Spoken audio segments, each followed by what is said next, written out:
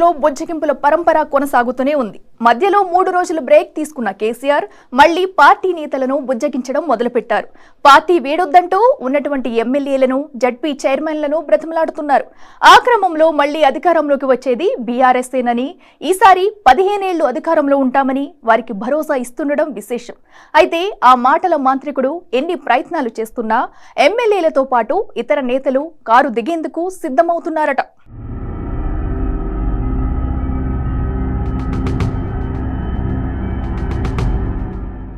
అధికారంలో ఉన్నప్పుడు నియంతలా వ్యవహరించిన మాజీ సీఎం కేసీఆర్ ను పవర్ పోయాక చోటు చేసుకుంటున్న పరిణామాలు బాగా టెన్షన్ పెడుతున్నట్లు కనిపిస్తున్నాయి. ఒక పక్క ఆయన హయాంలో జరిగిన అవకతవకలపై విచారణలు, మరోవైపు వలసపోతున్న నేతలతో పార్టీ ఖాళీ అవుతుండటంతో ఆయన తెగ హైరాణ పడిపోతున్నారు. అధికారంలో ఉన్నప్పుడు ప్రజా ప్రతినిధులను ప్రగతి భవన్ మెట్లు తొక్కనివ్వని కేసీఆర్ వారిని తానే స్వయంగా ఫోన్లు చేసి ఫామ్ హౌస్ కు పిలిపించుకుని బతిమలాడుకుంటున్నారు. 10 రోజుల నుండి పార్టీ ప్రజాప్రతినిధులను ఫామ్ హౌస్ కు పిలిపించుకుంటున్న ఆయన మధ్యలో 3 రోజులు బ్రేక్ తీసుకుని మళ్లీ ఆ ప్రోగ్రాం షురూ చేశారు. ఇప్పటికే కేసీఆర్ పార్టీ ఎమ్మెల్యేలకు ఫోన్లు చేసి ఫామ్ హౌస్ కు పిలిపించుకుని తెగ బుజ్జగించారు. వారికి కూడా ఫ్యూచర్ మనదేనని భరోసా ఇచ్చారు. ఆయన అలా భరోసా ఇచ్చి అంతలా బతిమలాడిన ఎమ్మెల్యేలు పార్టీలో కొనసాగుతున్నారా అంటే అదీ లేదు. చేవెళ్ల ఎమ్మెల్యే కాలే యాదయ్యను ఇలానే ఫామ్ హౌస్ కు పిలిపించుకుని బుజ్జగించారు. మరుసటి రోజే యాదయ్య ఢిల్లీ వెళ్లి సీఎం రేవంత్ రెడ్డి సమక్షంలో కాంగ్రెస్ పార్టీలో చేరిపోయారు. యాదయ్య పార్టీ మార్పుతో బీఆర్ఎస్ ఎమ్మెల్యేల కౌంట్ 39 నుంచి 32కు పడిపోయింది.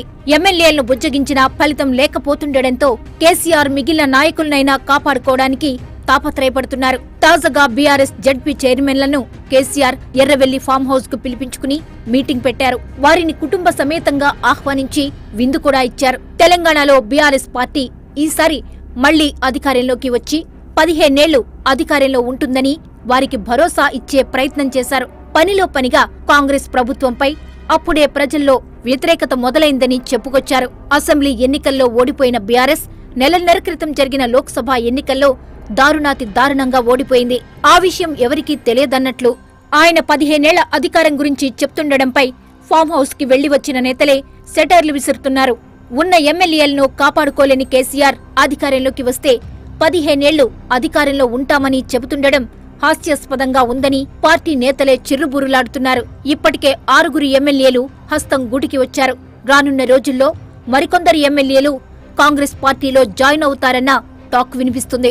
జూలై 24 నుండి అసెంబ్లీ బడ్జెట్ సమావేశాలు జరగనుండటంతో ఈలోపే గ్రేటర్ హైదరాబాద్ నుంచి కాంగ్రెస్ పార్టీలోకి పెద్ద ఎత్తున చేరికలు ఉండే అవకాశం ఉందంటున్నారు. ఇప్పటికే పలువురు ఎమ్మెల్యేలు కాంగ్రెస్ పెద్దల నుంచి గ్రీన్ సిగ్నల్ కూడా తీసుకున్నారట. LB Nagar MLA Sudheer Reddy, Amberpet MLA Kaleru Venkatesh, Musheerabad MLA Mutha Gopal, Uppal MLA Bandari Lakshma Reddy చేరిక దాదాపు ఖాయమైందట.